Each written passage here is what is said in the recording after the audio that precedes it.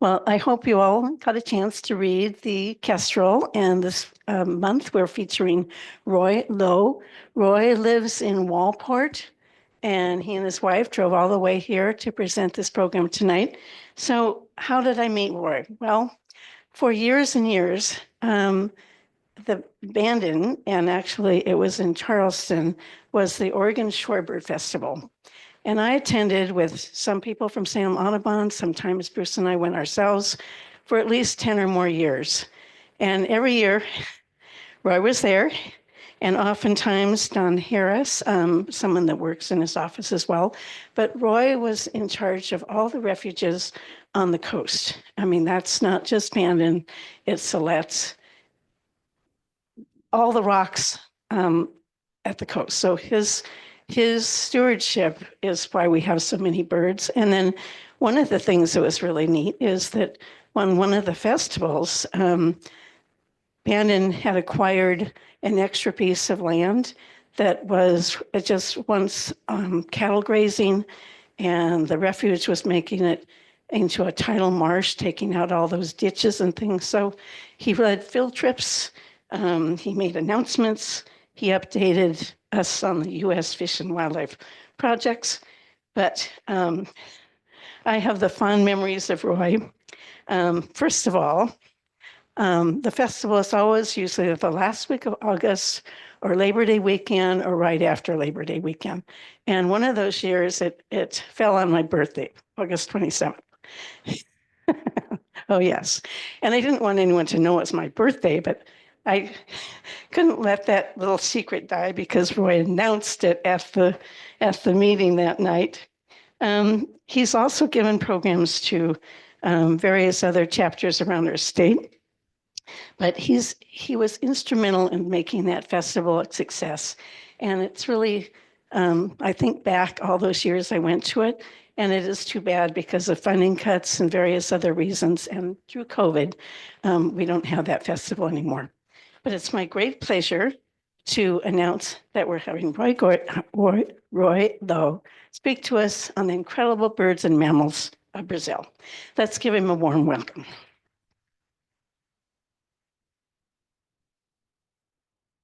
Well, thank you all for coming out tonight on not such a nice spring evening, although maybe typical of Oregon. So thanks for coming out, and I appreciate the people that are online following us tonight. So let's go to Brazil. So my travel partners are Ram Papish and Don Harris, and you can see Ram has a couple of parakeets on his hat, and he still wants more birds.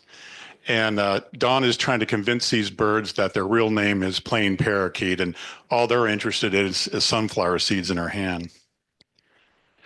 So this is where we visited in Brazil. The lower area there is the Atlantic rainforest, and then up above well, you can see the drainage up here of the Amazon. It's really huge, and then right where the Amazon stops, the Cuiaba River starts and it flows down, creates the Pantanal.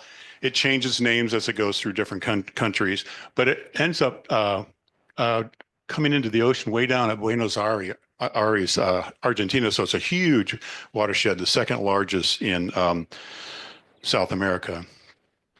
So we started out, we flew into Rio de Janeiro and spent a few days there. And then we went to Itatiaia National Park, and then down to the Jacu Birding Lodge, and then over to Intervalley State Park, and then finally Dos Tucanos Lodge. And then from Sao Paulo, we went up north to Cuiabá.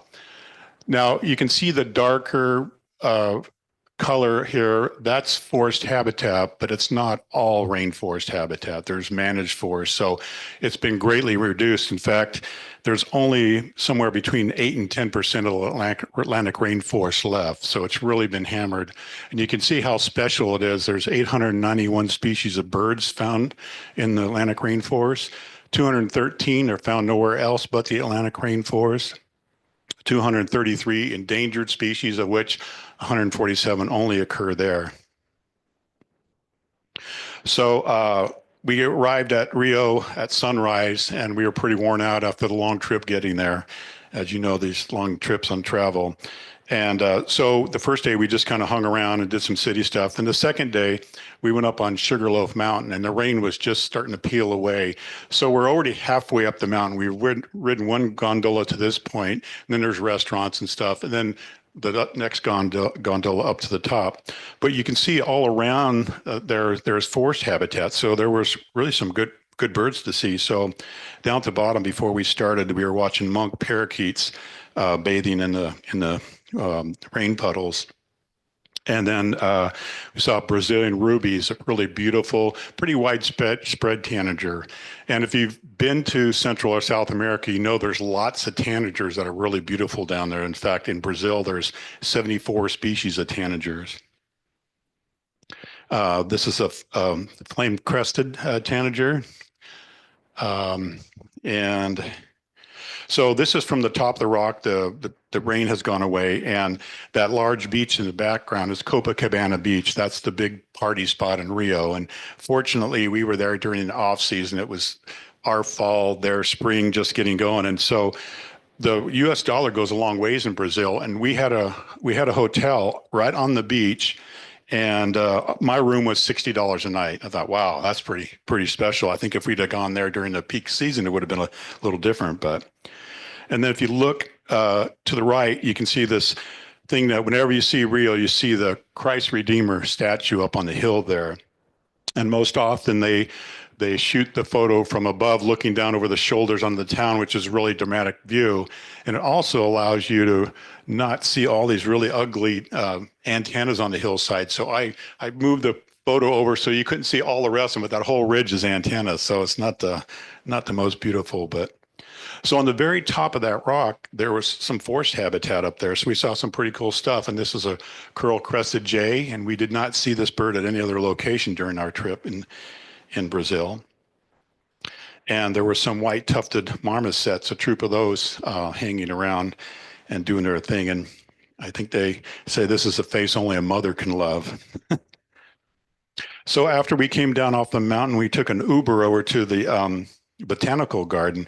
And our main interest there was to look at birds in the botanical garden, but there was also some really cool native plants. And this is a really sort of bizarre tree, and that's a flower of a cannonball tree, and it comes out of the trunk on a little branch and it flowers, and you can see why they call it the cannonball tree.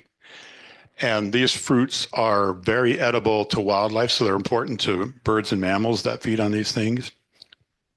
But what surprised me there is we saw a great kiskadee go into its nest and feeding young. And I'm thinking flycatcher, flycatcher, flycatcher. And this thing was catching frogs and fish out of a pond there. And I didn't know that was common until I got home and read about it. I was expecting just flycatcher, but pretty cool to see. And in that same little bush was this masked water tyrant building a nest. They hadn't nested yet. So we stopped at a coffee shop and had a coffee, and we watched, and these two little birds were flitting in and out of this little bush. And so we went over there, and there was a couple of yellow-lored toadies building a nest. So really cool to see them up close. And because we were in a botanical garden with lots of people, the wildlife's really friendly, including this rusty marginated guan. You can see how close I am to that bird, and very friendly in the city there, but you get out in the country and they're very tasty. So they're not really, they don't want to be around people because they're hunted. But for me, the most spectacular bird we saw in the city of Rio de Janeiro was this channel-billed toucan. It's so cool to see these birds in the urban area. There's a lot of forest right around that botanical garden, so they come in and out, but I thought it was really cool to see those in a major city. There was also troops of capuchin monkeys that would come out of the forest, and they would run around, and you had to hang on to your bags and stuff because I'm sure they've learned that they can get food from people, but it was fun watching them do their antics.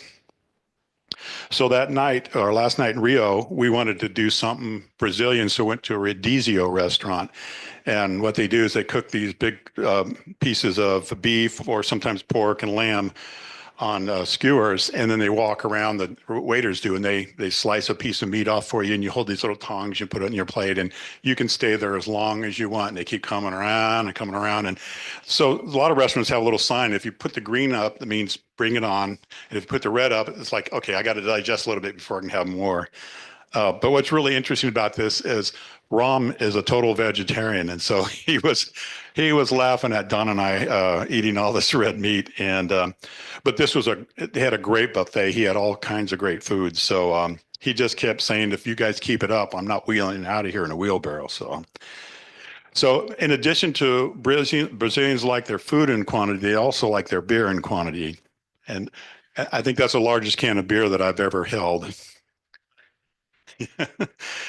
So our guide was coming from Sao Paulo, and he got caught in traffic and so forth. So he had a driver hired us and drove us for about 5 hours up to Itatiaia National Park. And we started to have some rain that day. We had to deal with a little bit of rain, and they told us that the rainy season was about 3 weeks early this year, but most of the people I've talked in the tropics say that you can't really rely on it anymore because of climate change, that the rain is all over the board. But the good thing was there was Don, Ram, and I, and then two other people, and they had all these cabanas. And so we had the place to ourselves, and we just stayed on the balcony where they had all these great feeders right there. So this is a room out of the window of my room, and the clouds conveniently hide all the forest that's been cleared and put into pasture land, grassland. But this is all native rainforest here. And so as we stood on the balcony watching these birds, these green-headed tanagers came in, and this is a rainforest endemic. And they're a little mixed up on what green is down there, because this head does not look green to me. Maybe green collared would be better, but really, really cool bird, really great detail. And this is a more widely spread species, the blue dacnus. And then kind of a little bit of a chunky bird, this chestnut-breasted euphonia. Really cool to be standing on the balcony with the rain, out of the rain, and seeing these birds come back and forth. And this photo is taken from my doorstep. This maroon-bellied parakeet was eating figs out of a wild fig tree right there. And they had a number of hummingbird feeders set up there. And this is a Brazilian ruby. It's a pretty widespread species. And Brazil has 80 species of hummingbirds, so a pretty good diversity. Now I'm going to see if this video will play. So Dawn is sitting right up here, and she's feeding birds on the railing there, and their room is right there. So they only had to open the door, and all this color was right outside. And that middle pan is a pan of sugar water. So instead of a type of hummingbird feeder they just have big pans of sugar water. But pretty fun. And then we did some hikes once our guide arrived, and we got to see these red-breasted toucans. And this pair, when they were courting, and this one on the left is just starting to call, they would call in unison, and they would tick-tock back and forth. And so it was really cool to see them doing that, but I really didn't have a way to record that.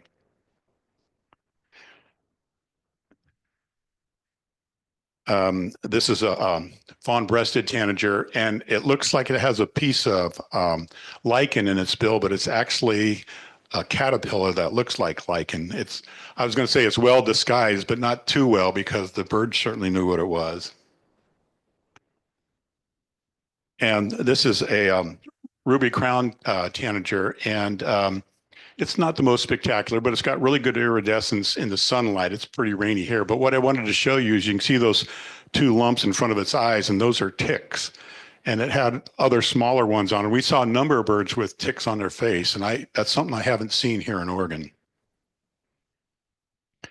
Working down low was this black-goggled tanager. It was lurking along the ground, and out popped this pretty cool-looking sparrow. This is a black striped sparrow, but it's got some nice color on it. And this is one of my favorite tanagers. This is a swallow tanager. And not only are they sharp looking, but they also it's the only tanager in its genus, and it digs cavities in banks and nests in cavities. So like a kingfisher or a rough-legged, rough roughneck. Anyway, a cavity nesting bird. So pretty cool for a tanager to be digging nest cavity.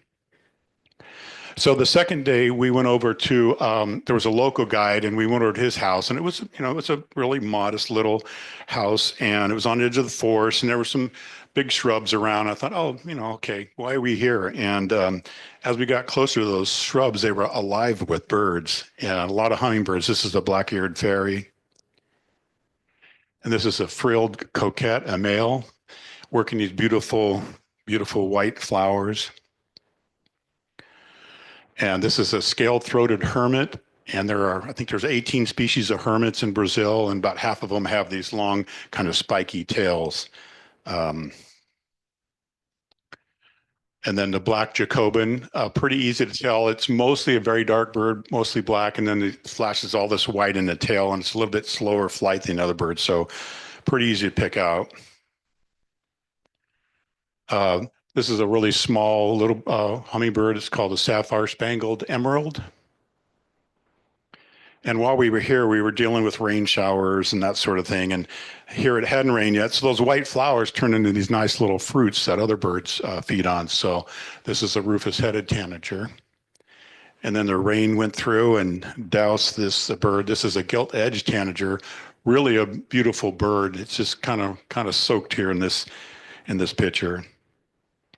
So the following day, we went up to the highest point in the park there, the national park, and we're looking for some specialties. And to my surprise, it gets below freezing here, and it actually snows at times, which I wasn't expecting when we went down there. But one of the birds we were after, we got to see, was the green-crowned plover crest. And this is a male, and they would sit way back in the brush. We kind of had to crawl in the brush to get photos of them, and then it would take off and feed. We couldn't see where it was, and then it'd come back. But I'm really fortunate to see it. It's not a rainforest endemic, but it's really limited range, about 5 states. This is the diminutive mouse-colored tapaculo, very small wren-like bird. It is a rainforest endemic, and not only is it endemic to the rainforest, but it only occurs where there's bamboo in the rainforest, so very specific. This is another rainforest endemic, white-collared foliage gleaner, and this is all it did while we were there. It just sat there still. So I don't know what its habits are like, but it was great to see. But you saw this on my cover photo. This bird is just an absolute knockout. This is the brassy-breasted tanager, and it is a rainforest endemic. And you got to see it in person to appreciate the colors. It's just phenomenal, and all the little detail on it. So we then next moved to the Jacu Birding Lodge. And that name's a little bit of a misnomer. There's 4 houses there, and it's all family members, and it's privately owned, and they own 400 hectares of rainforest, and they fiercely protect it. And they're right down near the coast. And of course, they have it really nicely manicured because it looks nice, but they also do that because of venomous snakes. You don't want a lot of shrubs and stuff around your yard, especially if you have people come in there and they have children come there. In fact, they have trails around the forest, and they have metal leg irons that they suggest that you use when you go on the trails to protect yourself. So, but this is a ultramarine grosbeak, and I want to have you look at its right leg. You can see there's a metal band on it. And what we learned is Brazil has a program now to get wild captured birds out of homes where, people go out and capture songbirds, put them in cages, and they have a anonymous turn in your neighbor program and all kinds of stuff. And when they get these birds, they take them to a rehabilitation center in Sao Paulo. And then when they feel like they're ready to release, they release them into the wild. And this is one of the release locations. It's this person's property. And he does all sorts of education. He invites school groups out there and that sort of thing. So it's really, really pretty cool. Now, I said it's a bit of a misnomer on Birding Lodge. Myself, I had a room, Don and Ram had a room, and our guide had a room, and there was no room for anyone else. So it's not a major tourist area. They're just starting to think about having small scale birders come and appreciate it. And it's just a great place. These chestnut-bellied guans were walking around the premises. We saw some pretty cool birds come to the feeders. This is a red-necked tanager. It's not a rainforest endemic, but it's just a spectacular bird. I mean, you look at it's got the aqua around the eye ring and across the forehead, a little bit of gold in the wing bar. I mean, the details are really impressive. It looks like it's been airbrushed. And this is a properly named Violaceous euphony, and you can see it goes from violet to blue on the back. This is a bird that I hope they named after the female because these are green honey creepers. And that male is definitely not green. So we'll say that they named it after the female. Brazil has some great woodpeckers, and the blonde crested one was really one I wanted to see. And this one came right into their yard there, and just spectacular bird. This is another hermit. This is a Planalto hermit. What I want you to see is look at the pollen on its forehead and its bill. So this is the bird is feeding, it's going deep in the flower to get the nectar, but the anthers are right at the front of the flower, so this pollen's rubbing on its face, and it's an example of a pollinator. So this guy's got pollen all over his face. He goes to the next flower and he leaves some pollen, and so pretty cool to see that. And another cool hummingbird, a violet-capped wood nymph. And, you know, you get them in the right light and that iridescence really shines.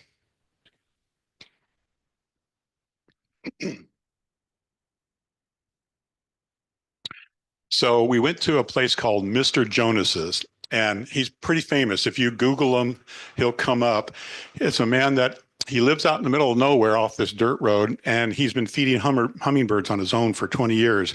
And he created all these feeders out of pop bottles. And he's got them hung all around his building, and they're scattered out through the brush there. And it's just phenomenal, a number of birds that are there. And that's just a small portion of the property that's shown the feeders. And somebody goes, well, there goes a so-and-so, you know, and there's like 50 hummingbirds. And so he doesn't charge an admission fee, but he wants you to let him know before you come. And the only thing he asks is you bring a sack of sugar with you, because he goes through a little bit. But it was really fun.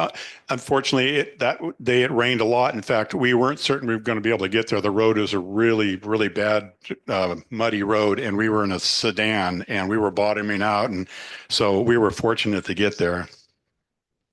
But we saw quite a few different species there. This was an easy one with that bright bill, the white-chinned sapphire. This is another coquette. This is the frilled coquette, and those spotted, that gorget comes out in these big, long like strings when it's displaying. Really cool bird. And we actually saw a hybrid there between a frilled coquette and a festive coquette.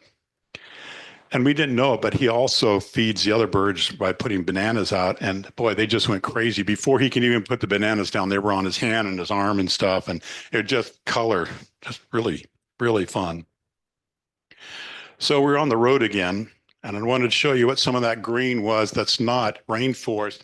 All the trees you see near and far are all eucalyptus trees, which are basically biological sinks.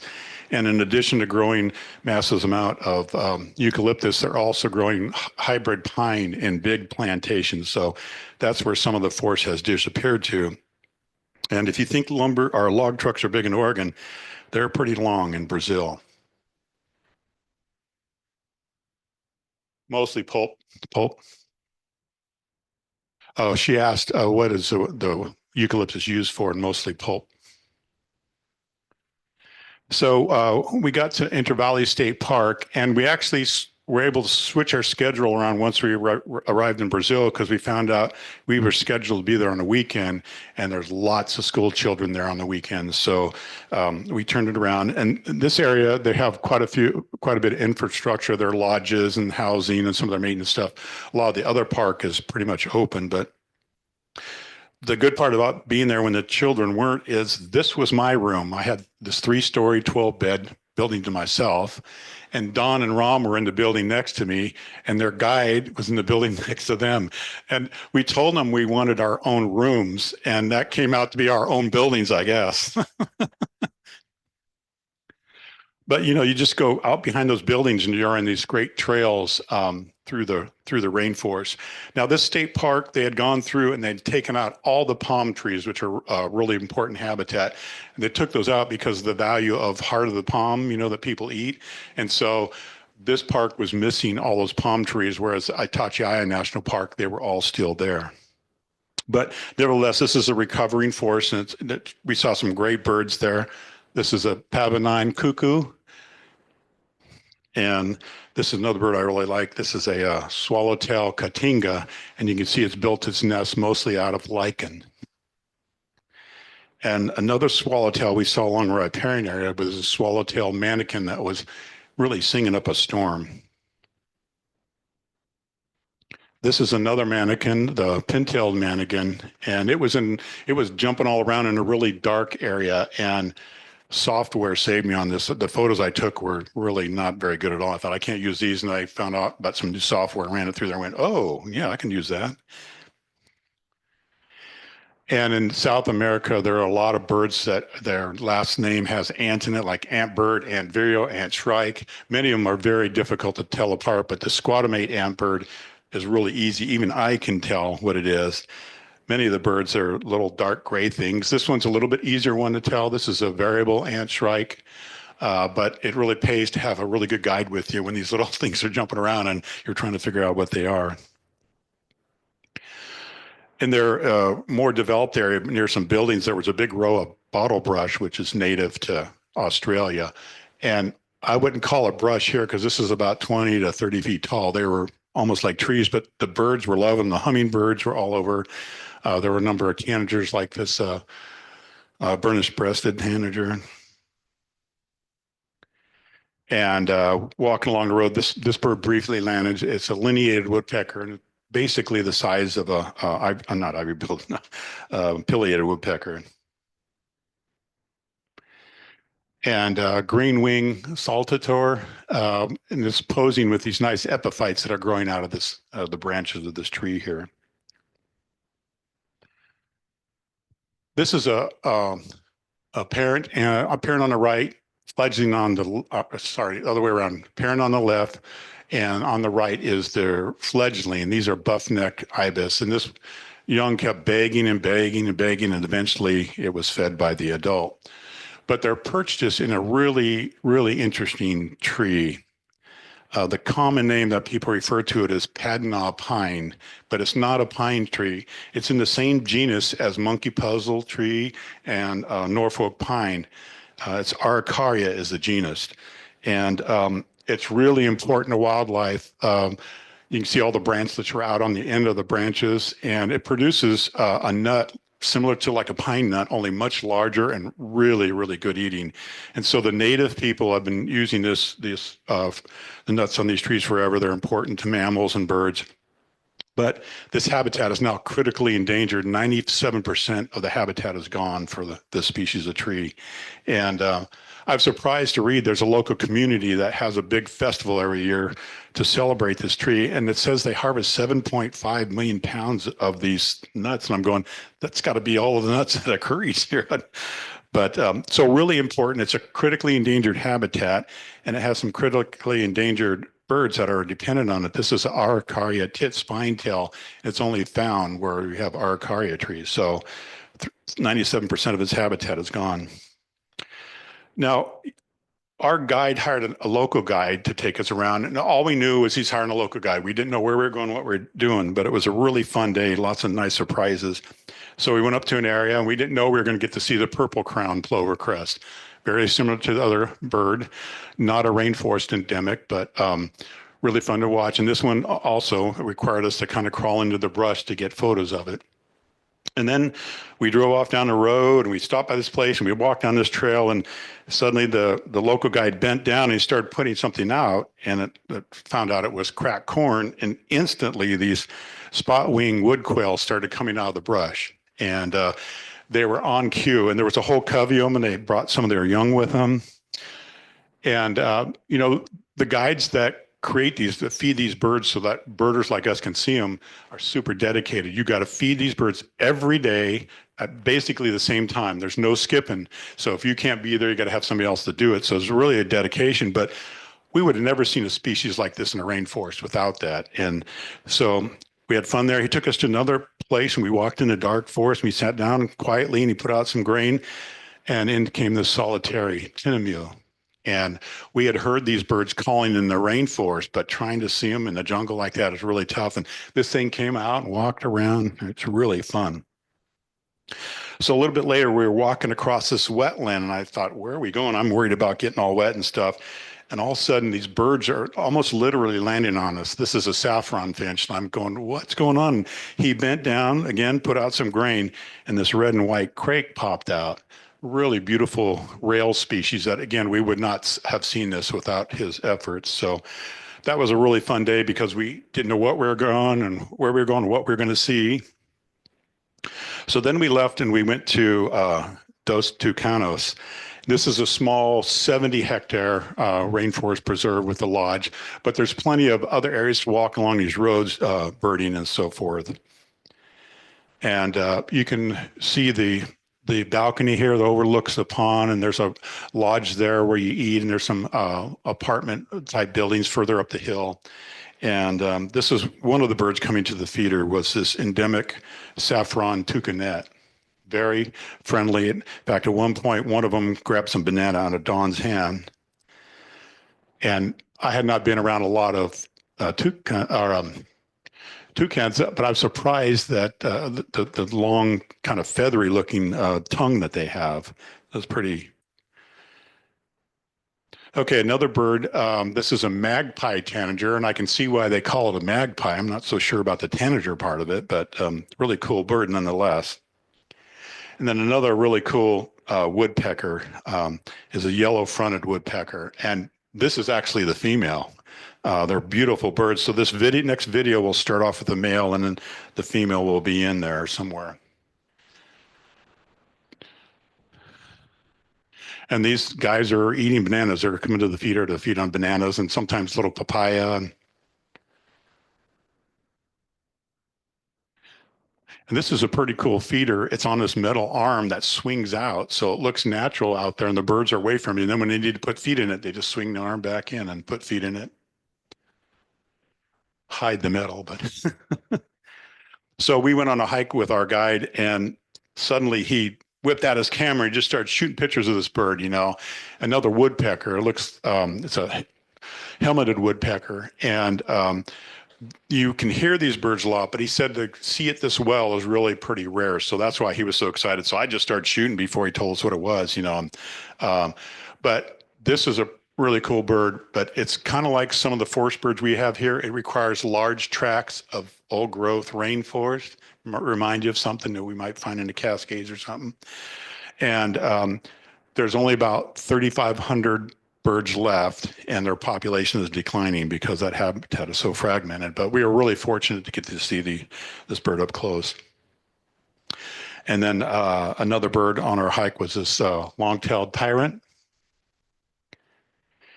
Oops, sorry.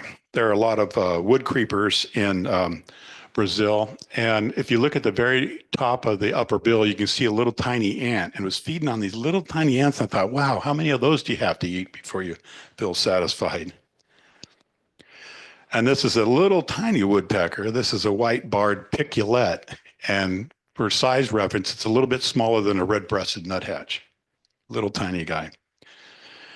So we were walking along the creek, along the stream, and we got to see this blue manakin building its nest. We never did see the male, and we didn't want to hang around because it was kind of upset with us being there. And so we watched a little bit and then moved down. And we were really lucky to, this was a bucket list bird I wanted to see. This is a royal flycatcher. And if you've ever seen photos of, so you can see on the top it has those orange feathers with black tips, and they can fan that out and then turn it perpendicular, and it's just fantastic. We just saw little flashes of it because they were actively building, and that nest is hanging over a stream. And I just put this one in because there's a lot of birds that look like this that you're going, what the heck is that? You know, and the guide has to wait till it does something special. And this one a little bit easier to tell, Euler's flycatcher. When I got back, I had a lot of pictures like this, and I was going, oh, great. You know, I'm trying to go through my photos and figure out what they were. And I put some on iNaturalist, and the experts would say, oh, yeah, it's a tyrannulet or an inalania. They couldn't tell a species either without being there, seeing it moving or hearing it. So, okay, so after we finished with Atlantic Rainforest, Dawn had to go home. She was out of vacation time. So Ram and I continued on to the Pantanal. And I was telling him earlier tonight that we had a really interesting night in the airports at Sao Paulo. Dawn flew out, and right after that, a plane slid off the runway, and it was a nightmare of traffic. And so, and most of the people there don't speak English. They were speaking Portuguese. And so we were running from gate to gate, and it was a nightmare. Finally, somebody helped us. They realized we weren't getting out tonight. They said, you're both going out tomorrow on separate flights. We're going, okay, well, hopefully we'll end up in the same place, you know, and our other guide will be waiting for us. So it's 2 o'clock in the morning, and Ram and I are looking at it. And I said, Ram, let me see your ticket so I can know what flight he was on. And I look, and he was ticketed out of a different airport. So he had to go clear across Sao Paulo at 2 in the morning on a taxi that doesn't speak English. And then he got there, and they changed gate 6 times. And anyway, we finally got there, but it was a bit of a hassle. And so we flew into Cuiaba, and then we went north to Chapados dos Gomeres National Park, really spectacular park. And then farther north into the Bon Jardin area to do some birding. That's kind of chaparral country. Then when you leave Cuiaba going down, you get into the Pantanal. And so we stopped a little ways in that Posada Puval, and then later on continued down to Porto Joffre. So this is Chapada dos Gomeres National Park, and we were birding along the rim here, seeing really spectacular birds flying by, and it was just really beautiful. And there's a famous waterfall area, and it's called Bridal Veil Falls. I thought they could have come up with a better name than that, but the name's not so spectacular, but the birds circling here there's macaws nesting here and lots of other birds. And so these red and green macaws were circling around calling, and it was just spectacular to see these birds in the wild. And we were at this overlook, and a couple of birds landed right there and were preening and so forth. And there was a couple other people that were with us, and they ended up going swimming in the river. That was a big deal, you know. And Ram and I said, we're not leaving these birds. So we stayed here for like 4 hours taking photos, and it was really pretty fun. And these blue-winged macaws came in, and they started courting, they started copulating, and this went on for a long time. And I think I shot over 1,000 photographs, and I had to pick one to show, but it was really fun to watch these birds. And just over the rim, we had this peach-fronted parakeet landed, and I had to kind of peek through the brush to see it. This is a bird that was sitting on the edge of the rim, and it would fly out. It was fly catching, and pretty dark bird. When it's sitting there, it wasn't real noticeable, but when it flies, it has white spots in the wings, so it shows up really dramatically. This is a crested black tyrant. And then we moved up to the Bon Jardin area, and we got to see some of these birds that you see on the open areas. This is a barefaced curassow, and in the right light, it has some pretty cool iridescence. This is a male. I kind of like the female plumage better, this kind of striped plumage, really, really pretty. And this is a bird that's in its own family, own genus. This is a red-legged Surima, and very long-legged bird. And it had a cache of lizard parts that it started collecting, and then it slowly walked away. So we realized it was walking to its nest to feed its young, but it had this little cache of parts of lizards. This is a red-winged tinamou, and most of the tinamous are forest birds, but this is the bird of the edge habitat. So you see them along forest edge and marsh edge areas. Really nice lizard, a black and white tegu. They get up to about 5 feet long. Unfortunately, they are on the roam in Florida. This reminded me of a sort of a sapsucker. This is a yellow tufted woodpecker. We are on this small trail going around, another brightly colored bird. And we only got a brief glimpse of this chestnut-eared aracari. Beautiful, beautiful bird. And then we saw this aracari. This is a lettered aracari going back and forth into a nest cavity. And it just looked like these bills were hand painted. I mean, this blue crown motmot was protecting a garden. There was a family had a garden right here, and it was eating insects. So I thought, well, that'd be cool to have in your garden. And then there's a private place. There's an impoundment, and this is both a nesting site and a roosting site for a lot of different species of birds. So we saw lots of herons coming in here and snail kites, but the showstoppers were the parrots, and these blue and yellow macaw roost here, and they actually nest here as well. The birds in this photo, the word on top is the adult, and the young is trying to climb up and beg for food. It looks like it's big enough to take care of itself at this point. And these are red-bellied macaws, and you can see that they're going to roost at night. The two upper birds have their lunch or their dinner they're taking with them. And I found some of these nuts on the ground, and they're like concrete. They are really hard. And you can see the one is taking the outer shell off of the one there. So they're called red-bellied, but it's pretty tough to find a red, and really should be called a red-vented. Okay, so here's a diagram of where the Pantanal is. This is the largest tropical wetland in the world. 3% of the wetlands of the world are in the Pantanal. It spans 75,000 square miles. The majority is in Brazil, but there's a little bit in Bolivia and Paraguay. But it's 95% private ownership, which is pretty spooky. So the road from Cuiaba down to Pacon is paved. It's 62 miles, and it takes about an hour. From Pacon down to Porto Jafre, it's about 90 miles, and it's a pretty rugged road. It takes the fastest you could do is 4.5 hours, but you have to cross 126 bridges, and maybe half of them have already failed, and the others are getting ready to fail. So it's a pretty interesting ride. So you can only go in the drive season when you can drive around the bridges. So we stopped at this eco lodge, and many of the eco lodges in this upper area are actually on cattle ranches. They realized if they retain habitat and had cattle grazing areas, that they could convince people to come there to see wildlife. And there's some really pretty spectacular wildlife on these areas. So this is a newer one, and it's interesting. At night they have this kind of lit up so people won't run into venomous snakes or whatever. But a whole herd of capybara come here at night and camp out on the grass. And the thought is they're trying to stay away from the jaguars that are out in the open. So you come out at night and it's just covered with capybaras. So we would drive around in these vehicles looking for wildlife, and this is what you'd see. We already had a little bit of rain, so it greened up. This would all be a lake during the wintertime. This would all be flooded. And you can see there's quite a bit of forest habitat retained in pockets, and this is what allows wildlife to survive there. There's a lot of areas where it's been slash and burn, and it's just open grassland. It's not very conducive to wildlife.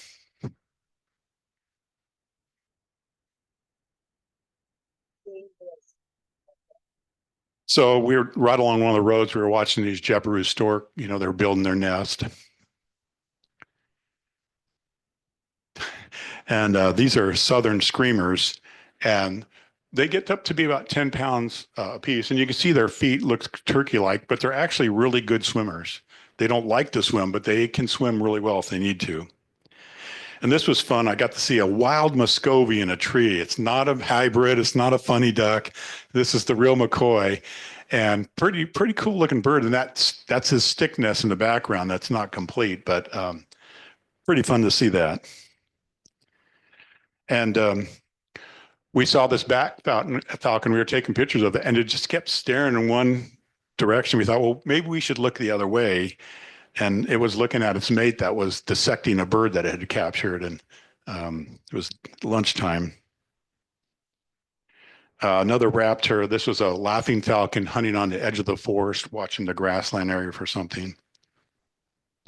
And we came upon these two southern crested caracaras, and I was thinking they're mostly feeding on carrion and stuff, but they were in the process of killing this guan and eating it. So that was pretty exciting. So this is the largest bird in in our hemisphere, the greater Rio. It's pretty amazing. The male builds the nest, the male incubates the eggs, and the male raises the chicks. And the females go around and lay eggs in various nests. When they have to lay an egg, they go find a nest. And so, on average, a nest has 26 eggs laid by 7 females. And they may be laid up to 2 weeks apart, but they all hatch within 36 hours, which is pretty incredible. I'm not sure how that works, but and you'll see this guy's leading a troop of young around.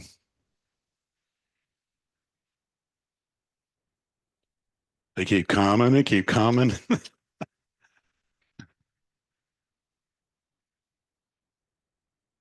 Still coming. I imagine a fair number don't make it too long. And of course, these are the world's largest flying parrot. This is a hyacinth macaw. And of course, people wanted those in captivity. So in the 1980s, 10,000 were captured in Brazil and sold on the pet market.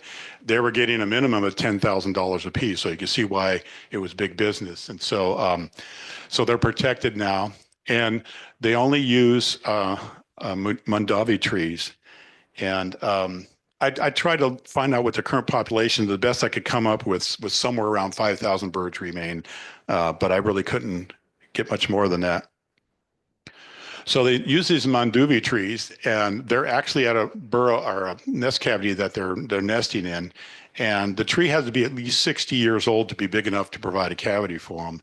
And they only use this tree, so they're really relying on it. And with all that land clearing for grazing areas, a lot of trees are lost. But really, really spectacular birds. This is the largest toucan. This is a toko toucan. And in some ways, some small ways, they help hyacinth macaws out because they eat the fruit of the manduvi tree. And then when they excrete it out elsewhere, then they're helping plant. But the really downside of these guys is they eat 53% of all the eggs laid by hyacinth macaws.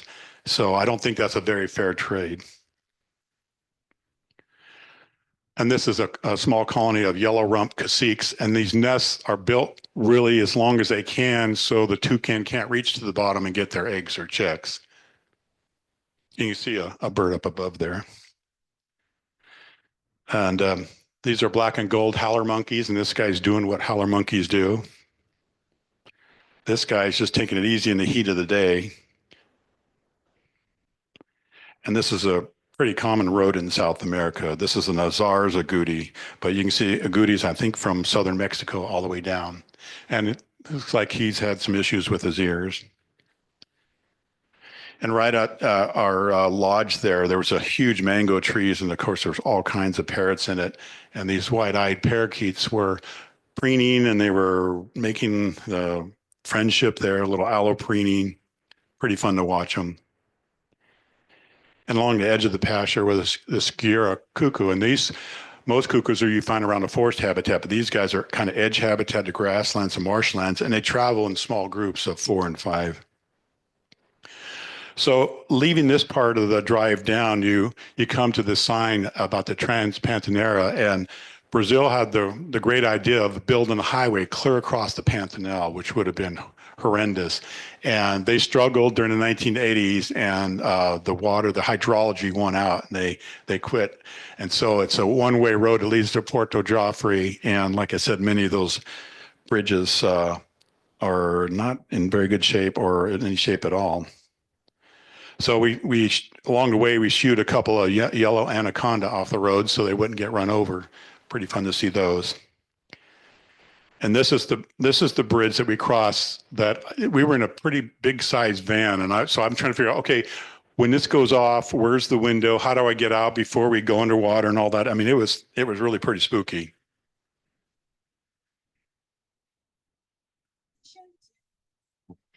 They're saying it says deficient bridge. It was creaking and boards were moving. This is the worst part here.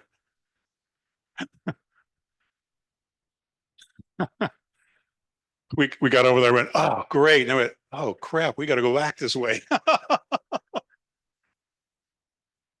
So we finally made it to Porto Joffre, and this is a famous fishing area at the end of the wet season. That's called a Dorado. It's not the same as the ocean Dorado, but it's a pretty famous big fish. And so these areas are mostly fishing, but as it gets into the dry weather, the jaguars come to the rivers to forage. And so during the dry season, it's mostly, or it's almost all jaguar viewing. So there was one hotel in Porto Joffre, and we got to stay there. So we got to walk around. There was great birding here. All the other people that were down there were staying on these massive houseboats that are service hotels. So I'm glad we were on terra firma because we got to see quite a few birds during the times we weren't chasing jaguars, and things like these Plumbeus ibis were walking across the grass. And so we would go out in the morning early, and we would look for jaguars until it got totally unbearable about noon due to heat and humidity. And then we come back and go back out for the afternoon.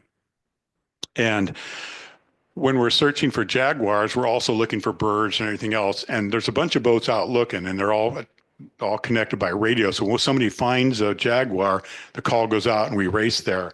And that means, though, that the sunscreen comes down the rest of the day and is really baking. So this is a video. We just got the call about our first jaguar, and we're on our way. And the other really good part about this is like natural air conditioning when we were racing to see a jaguar.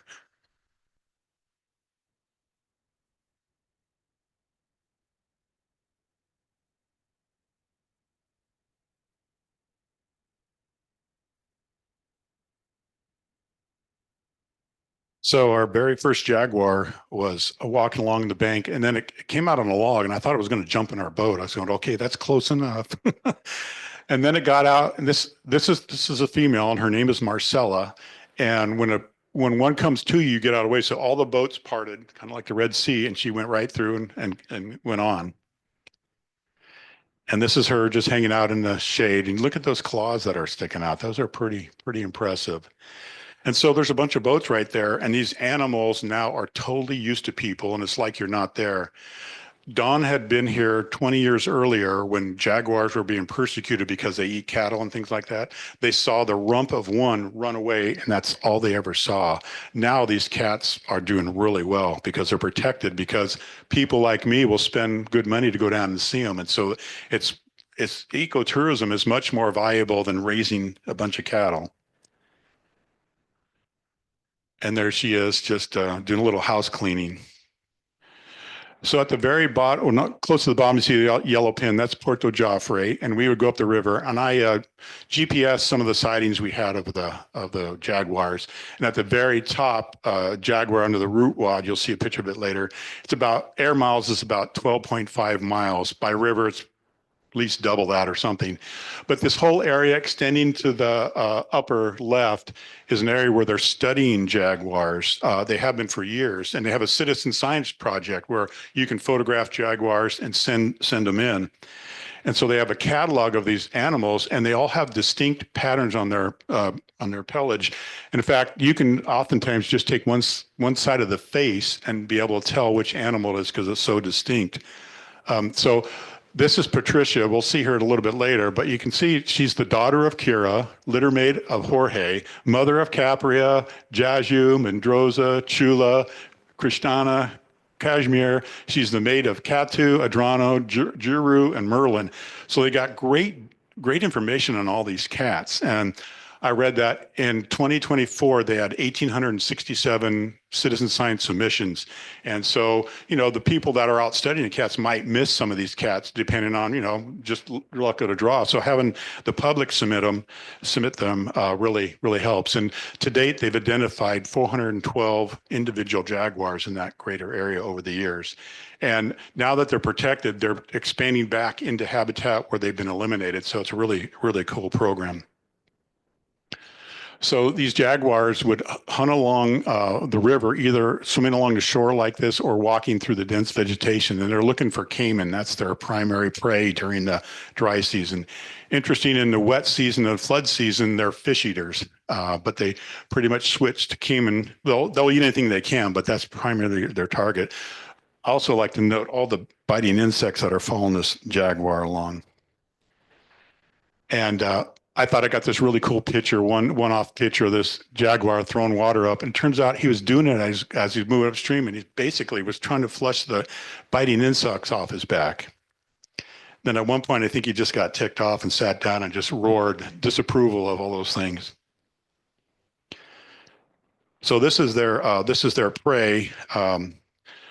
The Yakari caiman, and at one point they were, persecuted very seriously for meat and hide, and their population was seriously reduced.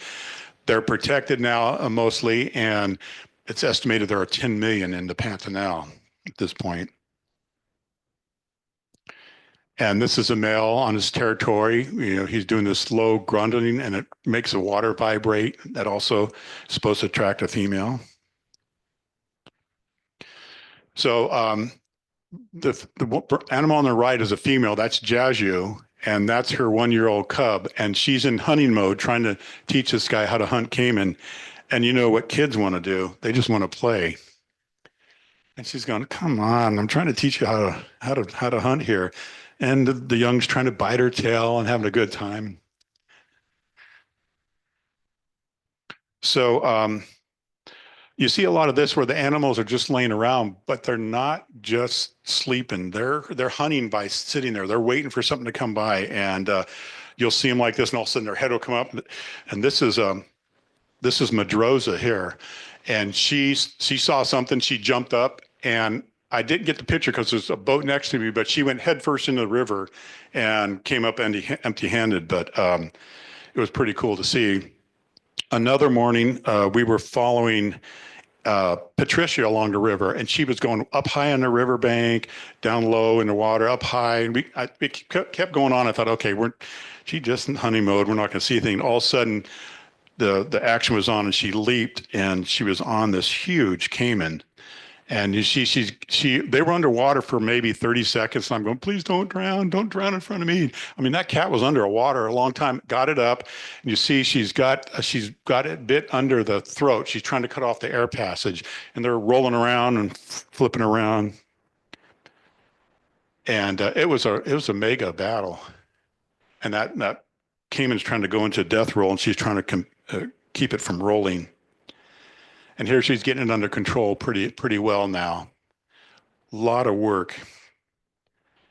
And now she's just about got it subdued. And then we watched her, and she had to go up this almost vertical riverbank. And then she got to this point. She's dragging this huge animal that's way bigger than her.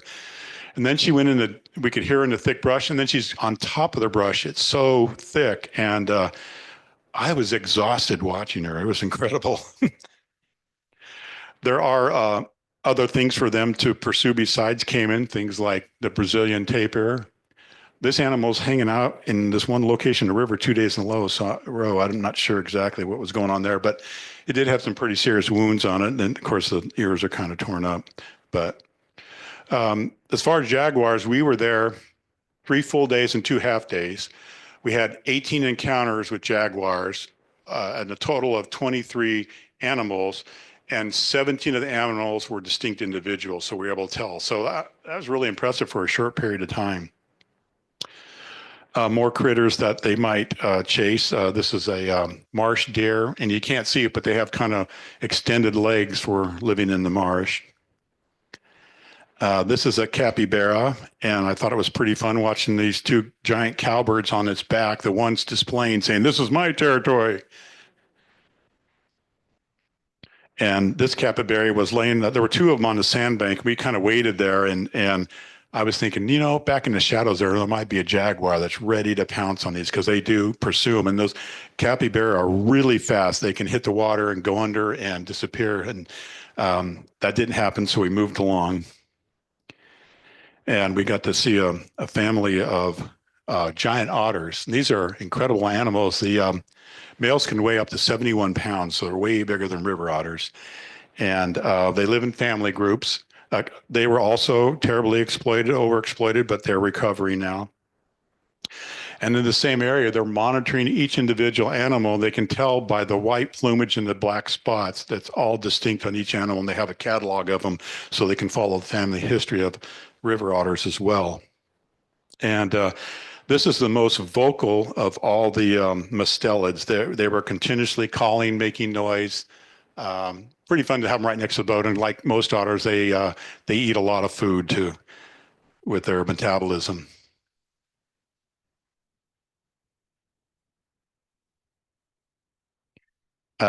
This is a rufescent tiger heron, a juvenile, and it's got a fish that some people call a snow pleco. I'm not sure why, but the other name is gray armored catfish.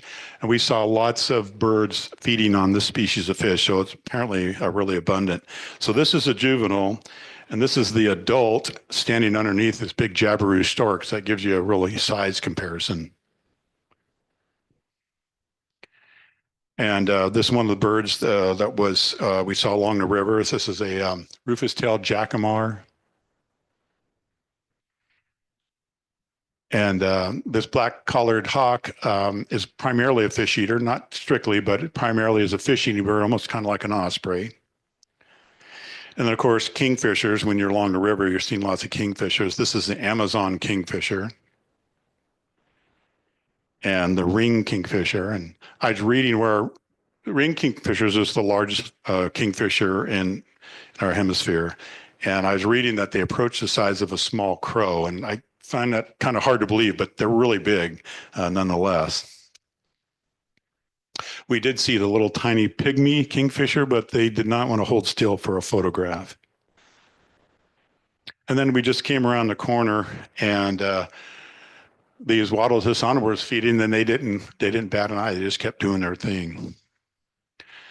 So now I want to close with just some more photos of these dramatic cats. It's so fun to see them up close and have them not be fearful of humans.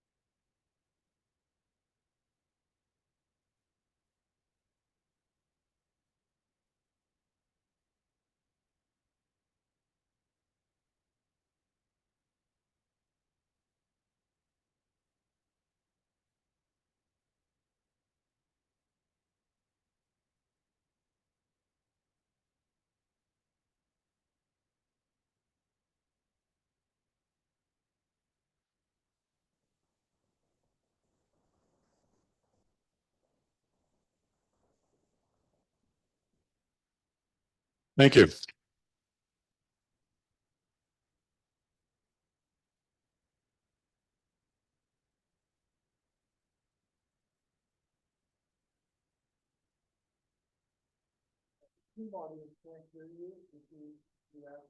So either you can repeat the question, Mhm. or I can bring a mic. Okay.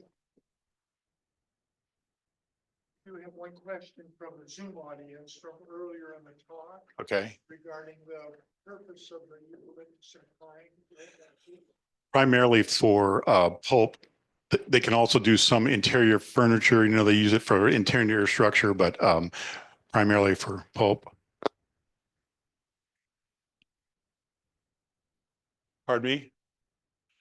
He asked if there were any other wild cats. Yeah, there are. We did not see any, but there's other small cats. I think there's uh, Jagarundi and a few others that I can't remember the name, but there are. Yeah, I would have loved to have seen some of the small ones. There's ocelot also. We learned that one of the lodges had set up a feeding station and ocelots would come in. So yeah, there are other small cats. We didn't get to see those.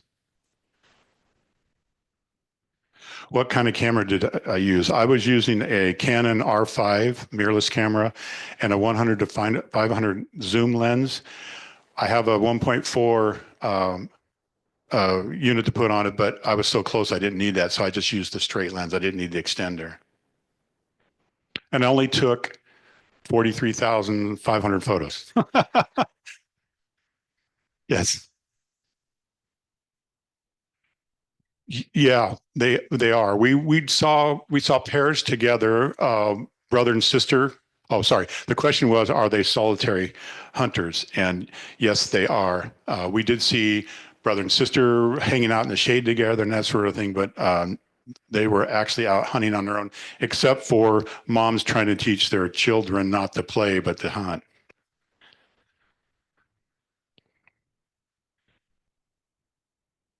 Picture of it, Uh-huh.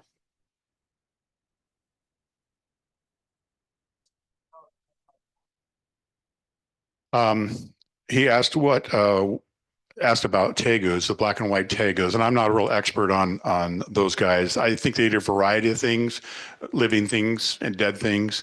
And like I said, they get up to about 5 feet, so they're pretty big, but not terribly huge. And they've been released in Florida, one of the many of the reptiles that have been released in Florida and that are an issue. But as far as exactly what they eat, I can't really tell you.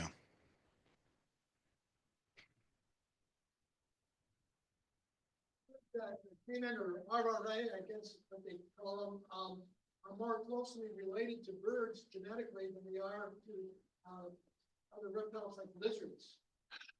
Yeah, he was asking about the heritage of caiman, that they're more closely related to birds than to other reptiles. And I don't know a lot about that, so I can't really answer that question. But I've heard that, but I can't answer that. Sorry.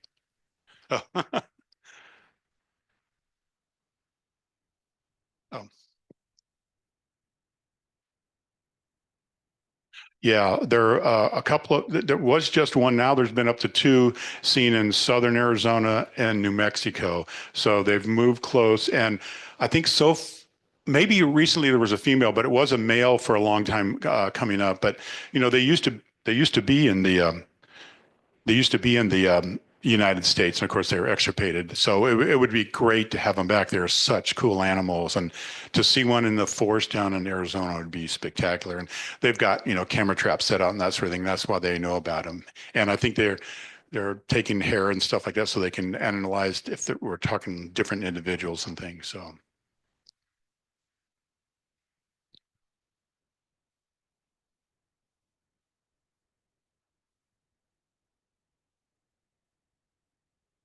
Yeah, she made a statement saying that the border wall has eliminated their movement, and the border wall has eliminated movement of a lot of wildlife wherever that occurs. It's a fence that you have to be pretty small to get through. It's really sad. Kathy.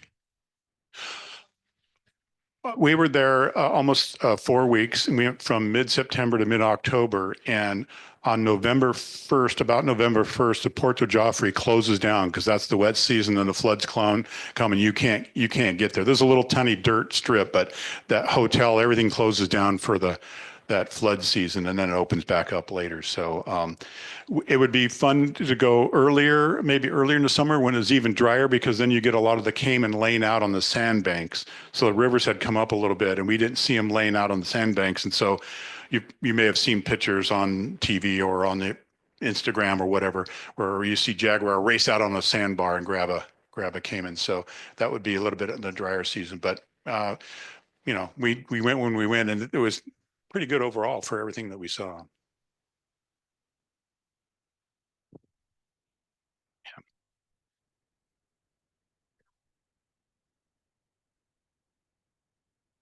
Actually, Rom is, oh, she asked how we arranged our trip, how we set it up. And Rom is the master of setting these trips up. And he used to do guiding at different places around the world. And he knows a lot of the guides. So he would study where they went, what they did, and then we would do it on our own or hire a guide, which would be a lot less expensive than going on it with a tour group because there's no overhead.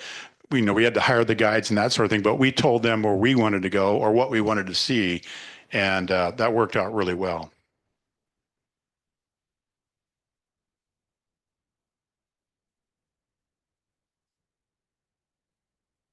All right. Thank you guys. I appreciate it.